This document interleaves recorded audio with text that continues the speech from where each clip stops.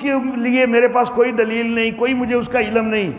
وَأَنَا عَدُوكُمْ، اور جب کہ میں تم کو بلاتا ہوں اس زبردست کی طرف، بخشنے والے کی طرف، لا جرم، پکی بات ہے، انما تدعوننی الیہ، کہ تم مجھے اس طرف بلاتے ہو، لیس لہ دعوۃ فی الدنیا، کہ جس نے نہ دنیا کے اندر کوئی دعا کو قبول کرنا ہے، ولا فی الآخرت، اور نہ ہی آخرت کے اندر، جن معبودوں کی طرف تم مجھے بلاتے ہو وہ میری پکار پہ نہ کوئی دنیا میں پہنچ سکتے ہیں نہ آخرت میں میرا کوئی کام بنا سکتے ہیں۔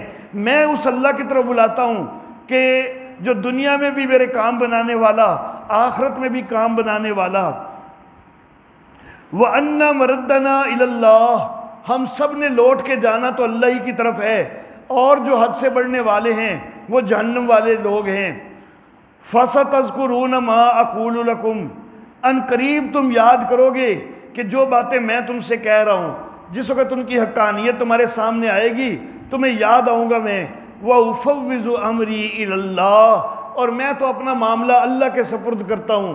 میں ایمان لے آیا ہوں اور تم اب میرے خلاف اوچھے ہتھ کنڈے استعمال کرو گے، میں اللہ کے سپرد کر دوں اپنا معاملہ۔ ان اللہ بصیر بالعباد، بے شک اللہ بندوں کو دیکھنے والا ہے۔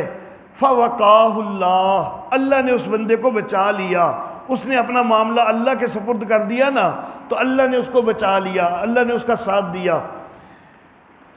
فرعون نے کئی بندے بھیجے، یہ بندہ جب یہاں سے نکلا نا تو اس کو پکڑنے کے لیے کئی بندے بھیجے گئے، لیکن یہ کسی کے ہاتھ نہیں آیا۔ اللہ رب العزت نے اس کو بچا لیا اور یہ علاقہ چھوڑ کے نکل گیا۔ اللہ نے اس کو بچا لیا۔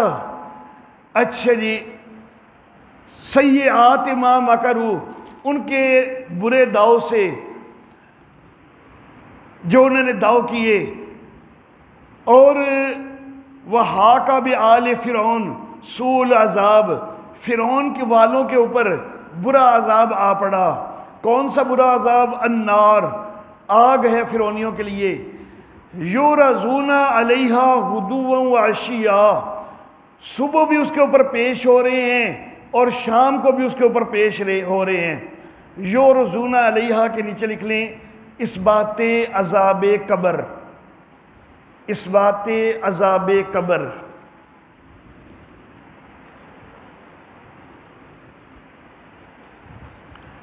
اس آگ پر پیش ہو رہے ہیں صبح بھی اور شام بھی۔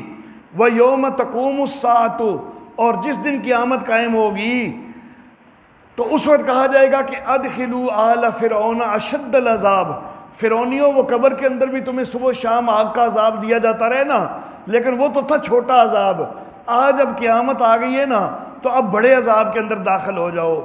تو یہاں عذاب قبر کا جو ہے وہ ثبوت بنتا ہے۔ عذاب قبر اور ثواب قبر حق ہے، لیکن اس کا یہ مطلب نہیں ہے کہ یہ جو قبر جس کے اندر ہم دفن کر کے آتے ہیں تو عذاب و ثواب کا تعلق اس گھڑے کے ساتھ ہو، یہ مطلب نہیں ہے۔ یہ سارا معاملہ جو ہے یہ عالم برزخ سے تعلق رکھتا ہے۔ اللہ رب العزت نے واضح طور پر فرمایا ہے کہ وَمِن وَرَائِهِمْ بَرْزَخٌ إِلَىٰ يَوْمِ يُبْعَثُونَ، ان کے پیچھے برزخ ہے اٹھائے جانے کے دن تک۔ تو اٹھائے جانے کے دن تک سارے انسان برزخ میں جاتے ہیں۔ برزخ کے پھر دو حصے ہیں، ایک علیین ہے، نیک لوگ وہاں جاتے ہیں، ایک سجین ہے، برے لوگ وہاں جاتے ہیں۔ علیین یوں سمجھ لیں کہ وہ برزخ کا جنت والا مقام ہے، سجین جو ہے وہ ایک مثالی جہنم ہے، وہ برزخ کا جہنم والا مقام ہے۔ تو یہ سارے معاملات جو ہیں عالم برزخ سے متعلق ہوتے ہیں، اس قبر سے متعلق نہیں ہوتے۔ البتہ یہ ہے کہ اللہ رب العزت نے دنیا کی عبرت، دنیا والوں کی عبرت کے لیے، نصیحت کے لیے اگر کوئی نمونہ دکھانا ہو نا تو اس کا ذریعہ اللہ اس قبر کو بناتے ہیں۔ کیونکہ جو برزخ ہے نا، برزخ کا معنی ہے پردہ، اوٹ۔ اب جس کو اللہ نے خود پردہ بنا دیا ہے اس کے پیچھے تو اللہ کسی کو جھانکنے نہیں نہ دے گا۔ اللہ نے اگر جھانکنے ہی دینا ہوتا تو اللہ پردہ بناتے ہی کیوں؟ تو جس کو اللہ نے خود پردہ قرار دے دیا اس کے پیچھے تو ہم جھانک سکتے نہیں، اس کو ہم دیکھ سکتے نہیں، تو چونکہ اس کو تو دیکھنا ممکن کوئی نہیں، لیکن ساتھ اس میں بھی حکمت ہے کہ کوئی نہ کوئی نمونہ تو سامنے ہونا چاہیے لوگوں کے عذاب کا، تو اس کے لیے اللہ رب العزت اس قبر کو ذریعہ بناتے ہیں۔ بعض اوقات اس قبر سے کوئی خوشبو وغیرہ شروع ہو جاتی ہے، پتہ چلتا ہے کہ ثواب قبر حاصل ہو رہا ہے۔ بعض اوقات قبر سے کوئی انگارے اٹھتے نظر آ جاتے ہیں، یا کوئی موذی جانور سانپ بچھو وغیرہ وہ قبر کے اندر آتے جاتے نظر آ جاتے ہیں، پتہ چل رہا ہے کہ عذاب ہو رہا ہے، تو یہ ایک نمونہ ہوتا ہے۔ اصل معاملہ سارا عالم برزخ میں ہو رہا ہوتا ہے۔ اس کی مثال جو ہے بڑی آسانی سے ایک سمجھی جا سکتی ہے۔ انسان جب سو جاتا ہے، خواب کے اندر اپنے آپ کو کبھی کہاں دیکھتا ہے کبھی کہاں دیکھتا ہے، حالانکہ یہ جو جسم ہوتا ہے تو یہ تو بستر پہ پڑا ہوتا ہے، تو وہ جو خواب میں دیکھ رہا ہوتا ہے نا، تو وہ بھی دیکھتا تو اپنے آپ کو ایک پورے جسم کے ساتھ ہے، تو وہ ایک مثالی جسم ہوتا ہے جو خواب میں نظر آ رہا ہے، کبھی وہ کہاں پہنچا ہے کبھی کہاں پہنچا ہے۔ اب خواب کے اندر سارے معاملات اس مثالی جسم سے متعلق ہو رہے ہوتے ہیں، کبھی اس مثالی جسم کو کوئی جو ہے خوشی مل رہی ہوتی ہے، کبھی اس کو کوئی تکلیف مل رہی ہوتی ہے، وہ سارا معاملہ اس جسم سے کچھ بھی نہیں ہو رہا ہوتا، لیکن اگر اس جسم کے ساتھ جو کچھ بیت رہی ہے اس کا نمونہ اللہ کبھی دکھانا چاہے نا تو اس کا اظہار اس جسم سے ہوتا ہے۔ کبھی سوئے سوئے بندہ مسکرانے لگ جاتا ہے، حالانکہ وہ ایک دوسرے جسم کے ساتھ معاملہ ہو رہا ہے، وہ جسم مسکرا رہا تھا لیکن اس کا اظہار اس جسم سے ہو گیا۔ کئی دفعہ وہ جو مثالی جسم خواب والا ہے اس کو مثال کے طور پر گولی لگ گئی ہے، اس نے چیخ ماری ہے، اب چیخ جو ہے وہ اچانک جو چیخ کی آواز ہے وہ نکلتی اس جسم سے ہے، حالانکہ اس جسم کو تو کوئی گولی نہیں لگی۔ تو نمونہ اللہ نے دکھانا ہو خواب کا تو جو ارد گرد بیٹھنے والے ہیں تو وہ اس جسم سے دیکھتے ہیں، حالانکہ وہ سارے معاملات ایک مثالی جسم سے متعلق ہو رہے ہوتے ہیں۔ اور جس وقت وہ مثالی جسم سے متعلق ہو رہے ہوتے ہیں نا تو بندے کو یہ خیال کبھی بھی نہیں ہوتا کہ یہ میرے ساتھ نہیں ہو رہا کسی اور کے ساتھ ہو رہا ہے، اس کو یہی خیال ہوتا ہے کہ میرے ساتھ بیت رہی ہے، خواب کے اندر یہی احساس ہوتا ہے نا کہ میرے ساتھ ہو رہا ہے، حالانکہ یہ جو جسم ہے اس کے ساتھ تو کچھ بھی نہیں ہو رہا۔ تو اسی طرح عالم برزخ کے اندر جو ہے وہ عذاب و ثواب وغیرہ ہوتا ہے، اور اس کا اظہار اگر اللہ کبھی کرنا چاہے تو اس کا ذریعہ یہ میت بن جاتی ہے بعض اوقات، یا بعض اوقات یہ دنیا والی قبر بن جاتی ہے۔ اگر ہم یہ کہیں کہ عذاب و ثواب کا تعلق صرف اسی گڑھے کے ساتھ ہی ہے، اسی کے اندر عذاب و ثواب ہونا ہے، تو پھر جن کو دفنایا نہیں جاتا تو ان کا عذاب و ثواب پھر کیسے ہے؟ تو اصل میں عالم برزخ میں تو وہ موجود ہیں۔ دنیا کے اندر بے شک جسم کے ریشے ریشے بھی ہو جائیں، لیکن عالم برزخ میں وہ موجود ہے انسان پورے کا پورا، وہاں پر سارے معاملات ہو رہے ہیں۔ ثواب قبر کے حوالہ سے قبر کے کشادہ ہونے کا بھی تذکرہ آتا ہے، اور کیسا تذکرہ آتا ہے کہ قبر اتنی پھیل جاتی ہے کہ حد نگاہ تک پھیل جاتی ہے۔ ثواب قبر کے حوالہ سے حدیث میں یہ بات آتی ہے، اور پوری کائنات میں جو سب سے زیادہ ثواب قبر تھا تو وہ نبی اکرم صلی اللہ علیہ وسلم کے لیے ہے نا۔ نبی اکرم صلی اللہ علیہ وسلم کی قبر مبارک سب سے زیادہ کشادہ ہونی چاہیے نا، تو پھر صحابہ کرام کو یہ جرت کیسے ہو گئی کہ ساتھ ہی حضرت ابوبکر صدیق کی قبر کھود دی؟ اگر صحابہ کا یہ عقیدہ تھا کہ یہی قبر جو ہے یہ پھیلتی ہے، ثواب قبر کا تعلق اسی گڑھے سے ہے اور اسی نے پھیلنا ہے، تو پھر تو یہاں پر پھیل کر حد نگاہ تک تو نبی اکرم صلی اللہ علیہ وسلم کی قبر نیچے پھیل جانی چاہیے تھی، پھر تو حضرت ابوبکر صدیق کی، پھر حضرت عمر فاروق کی قبر کھودنے کی جرت ہی نہیں ہونی چاہیے تھی صحابہ کو۔ لیکن صحابہ کرام کو بھی معلوم تھا کہ قبر کے پھیلنے سے یہ مراد نہیں کہ یہ والی جگہ پھیلتی ہے۔ پھر عذاب قبر کے حوالہ سے یہ چیز آتی ہے کہ قبر جو ہے وہ اتنا اس کی دیواریں آپس میں مل کے اتنا مردے کو بھینچ دیتی ہیں کہ مردے کی ہڈیاں جو ہیں، پسلیاں جو ہیں، وہ ایک دوسرے کے اندر دھنس جاتی ہیں، جیسے یہ انگلیاں ایک دوسرے کے اندر چلی گئی ہیں تو اس طرح پسلیاں ایک دوسرے کے اندر دھنس جاتی ہیں۔ تو اگر یہی قبر جو ہے یہ اس کی دیواریں آپس میں بھیجتی ہوں تو پھر زمین کا حرکت کرنا کچھ تو نظر آئے نا، لیکن کبھی بھی ہمیں نظر نہیں آیا کہ یہ زمین کی دیواریں حرکت کر رہی ہوں۔ تو اصل معاملہ وہ عالم برزخ سے متعلق ہوتا ہے، لیکن اس کا نمونہ یہاں سے نظر آتا ہے۔ اچھا جی،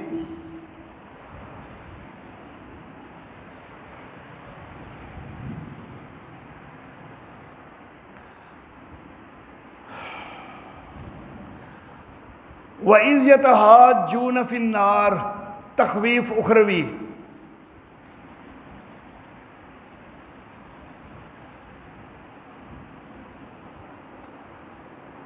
اچھا جی،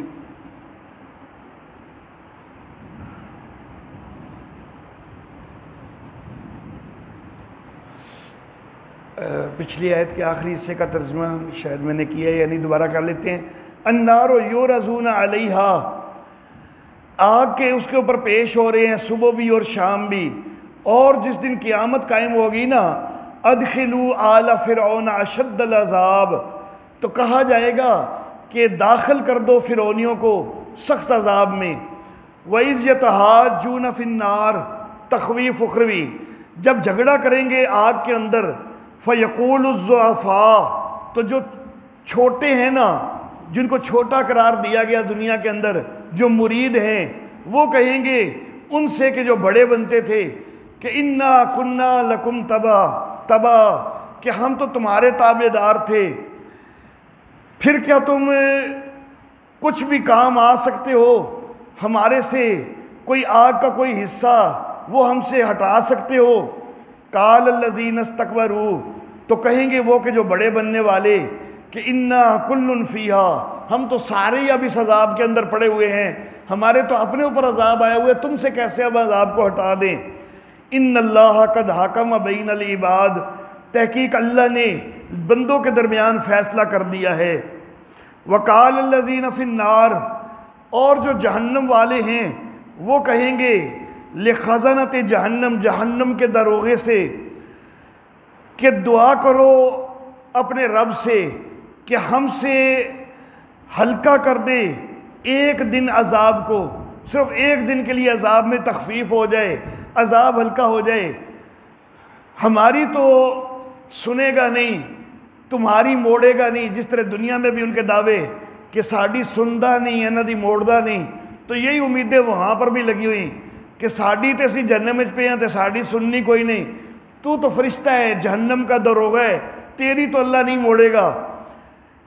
اللہ اللہ، کم از کم ایک دن کے لیے ہمارے لیے دعا کر دے کہ عذاب ہلکا ہو جائے۔ کالو، وہ دروغے کہیں گے کیا تمہارے پاس تمہارے رسول نہیں آئے تھے کھلی دلیلیں لے کر؟ کالو بلا، کہیں گے ہاں یہ تو ہوا تھا۔ کالو، وہ فرشتے کہیں گے فدعو، پھر اب پکارو نا، یعنی جن کو دنیا کے اندر پکارتے تھے، دنیا میں جن کو معبود بناتے تھے، ذرا ان کو پکار کے دیکھو نا آج بھی۔ وما دعاء الکافرین الا فی ضلال، اور نہیں ہوگا کافروں کا پکارنا مگر رائے گاہ ہی۔ کافر وہاں پر بھی غیر اللہ کو جب پکاریں گے تو ان کا پکارنا ضائع جائے گا، کوئی فائدہ نہیں ہوگا۔ نہ دنیا کے اندر غیر خدا کو پکارنا کچھ کام آ سکتا ہے، نہ آخرت کے اندر غیر خدا کو پکارنا کچھ کام آ سکتا ہے۔ انا لننصر رسلنا، تسلی اول، تسلی اول، ہم مدد کرتے ہیں اپنے رسولوں کی اور ان کی بھی جو ایمان والے ہیں دنیا کی زندگی میں بھی، اور وَيَوْمَ يَقُومُ الْأَشْهَادُ، اور جس دن گواہ قائم ہوں گے۔ دیکھیں دنیا کی زندگی میں لننصر، ہم مدد کرتے ہیں، آخرت میں جو ہے وہ مدد کی ضرورت نہیں ہے، آخرت کے اندر مہربانی کی ضرورت ہے۔ تو اس لیے یہاں پر ایک فعل جو ہے وہ محذوف ہوگا کہ ہم مدد کرتے ہیں اپنے رسولوں کی، ایمان والوں کی دنیا کے زندگی میں، اور آخرت کے اندر جس دن جو ہے گواہ قائم ہونے ہیں، ہم ان کے اوپر رحم کریں گے. تو وہاں پر نرحم جو ہے وہ ایک فعل جو ہے یہاں پر محذوف ہوگا. اچھا جی، یوم لا ینفع الظالمین، جس دن ظالموں کو کام نہیں آئے گا ان کا عذر کرنا، بہانے کرنا، اور ان کے لیے لعنت ہوگی اور ان کے لیے برا گھر ہے. وَلَقَدْ آتَيْنَا مُوسَى الْهُدَىٰ، دلیل نقلی از تورات، دلیل نقلی از تورات. اور البتہ تحقیق ہم نے موسیٰ علیہ السلام کو ہدایت دی، یعنی ہدایت والی کتاب دی. وَأَوْرَثْنَا بَنِي إِسْرَائِيلَ الْكِتَابَ، ہم نے اس کتاب کا وارث کیا بنی اسرائیل کو.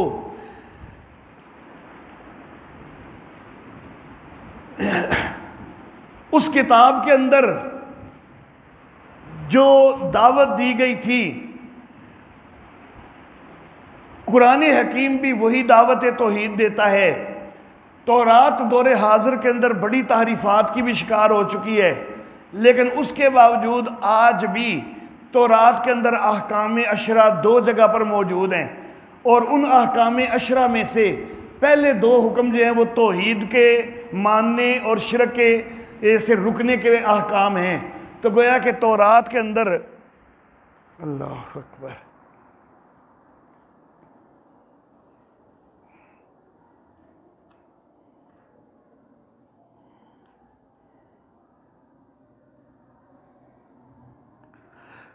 اللہ اکبر.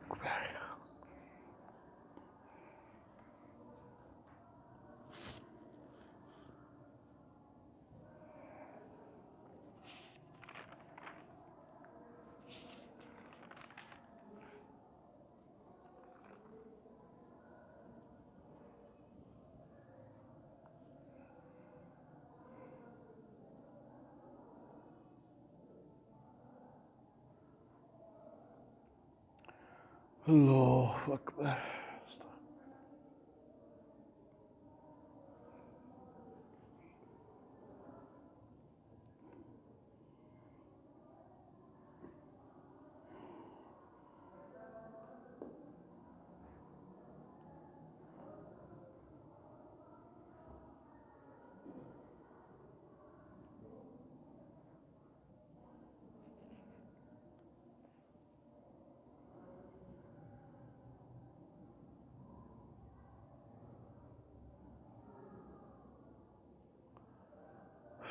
اللہ اکبر.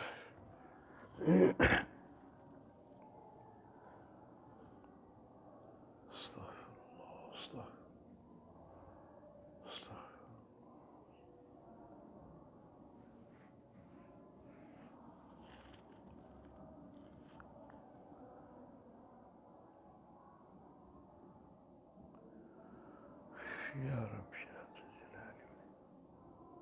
آج شیر عباس موجود نہیں ہے میرے خیال میں. پہلے تو بڑی جلدی جنریٹر چل جاتا ہوتا ہے.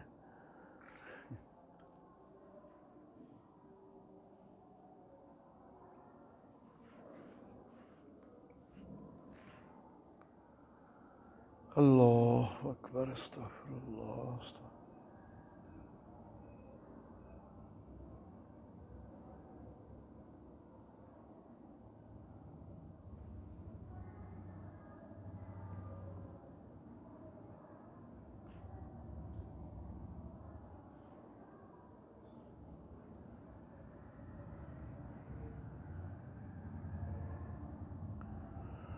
استغفر اللہ.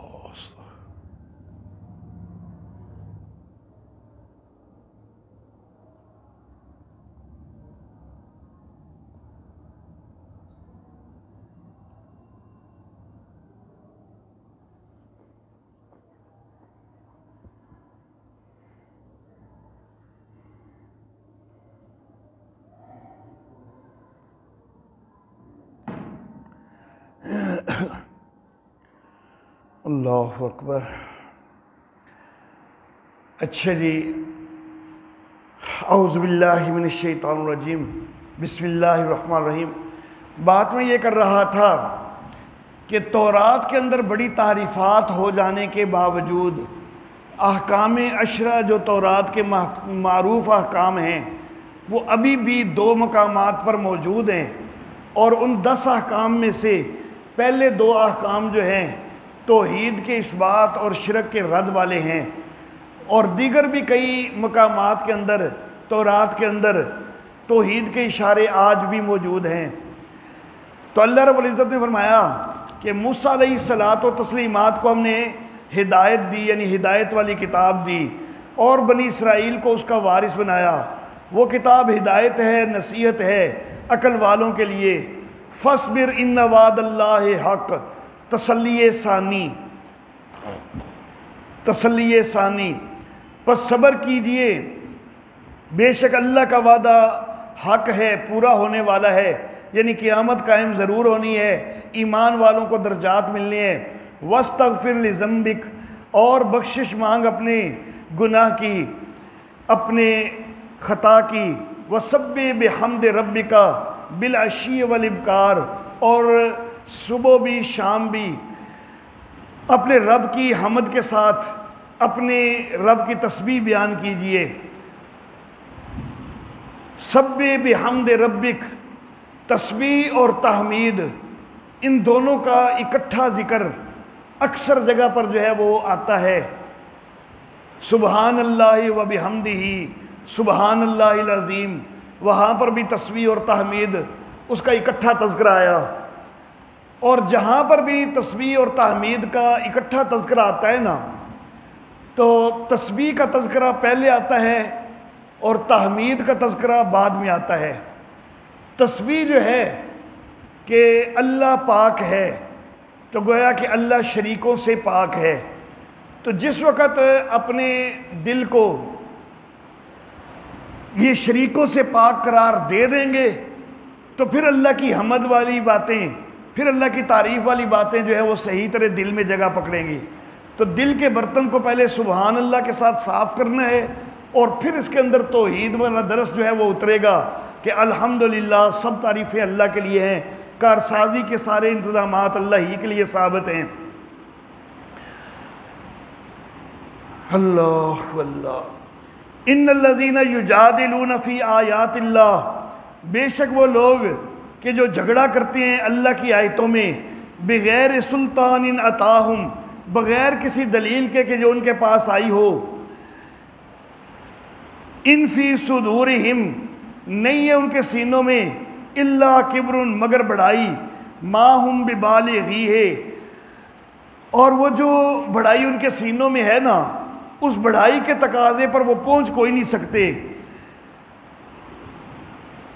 یعنی جتنا وہ اپنے آپ کو بڑا بنانا چاہتے ہیں تو وہ بن کوئی نہیں سکتے۔ فاستعذ باللہ، تو پناہ حاصل کر اللہ کی، انہ هو السمیع البصیر، بے شک وہ سننے والا ہے، دیکھنے والا ہے۔ لخلق السماوات والارض اکبر، دلیل انی برائے اثبات قیامت،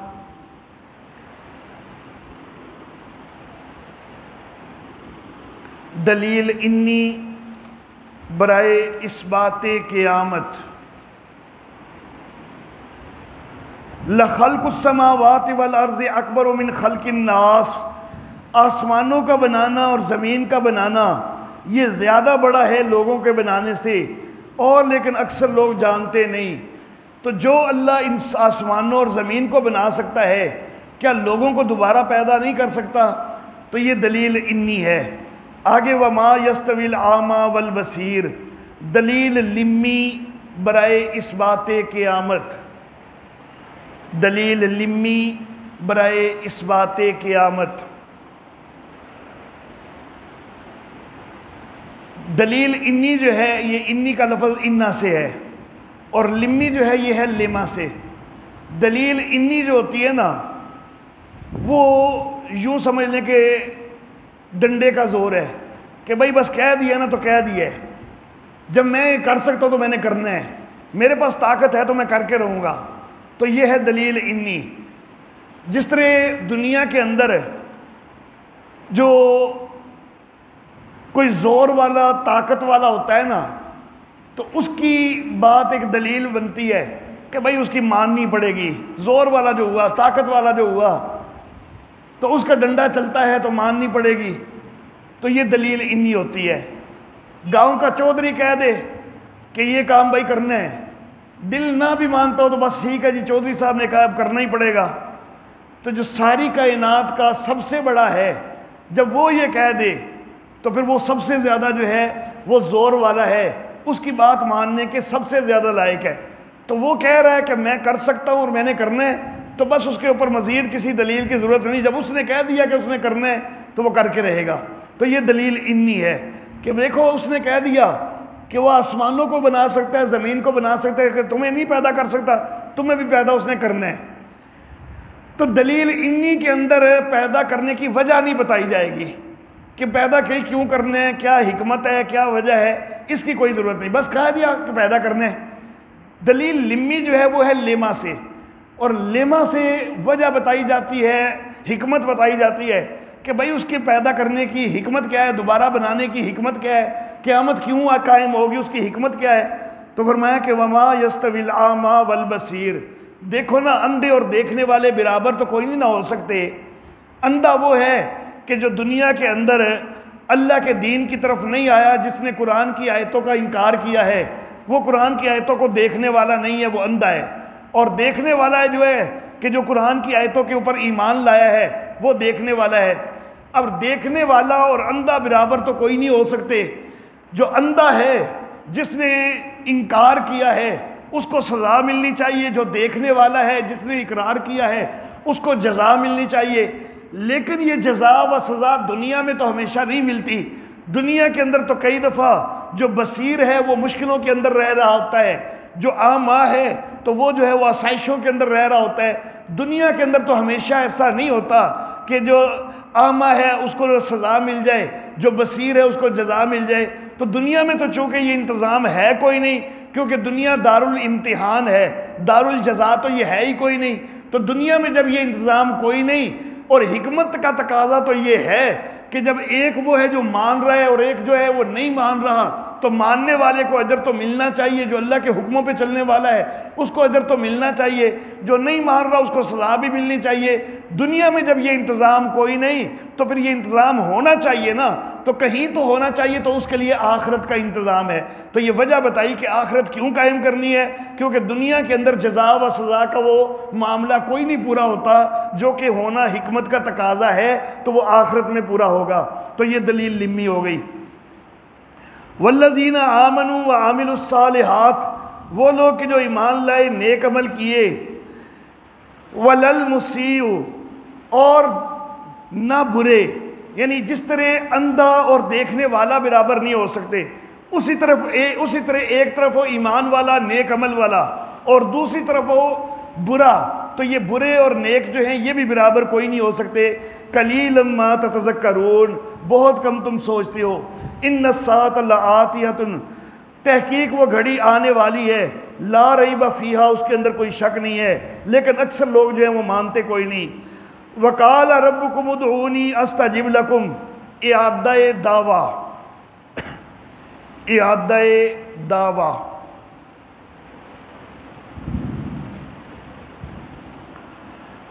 اور تمہارے رب نے کہا مجھے پکارو، میں تمہاری پکار پہ پہنچتا ہوں۔ ان الذین یستکبرون عن عبادتی، بے شک وہ لوگ کہ جو میری عبادت سے تکبر کرتے ہیں، سیدخلون جہنم داخرین، تو ان قریب وہ داخل ہوں گے جہنم میں ذلیل ہو کر۔ پہلے یہ فرمایا کہ ادعونی استجب لکم، مجھے پکارو میں تمہاری پکار پہ پہنچتا ہوں۔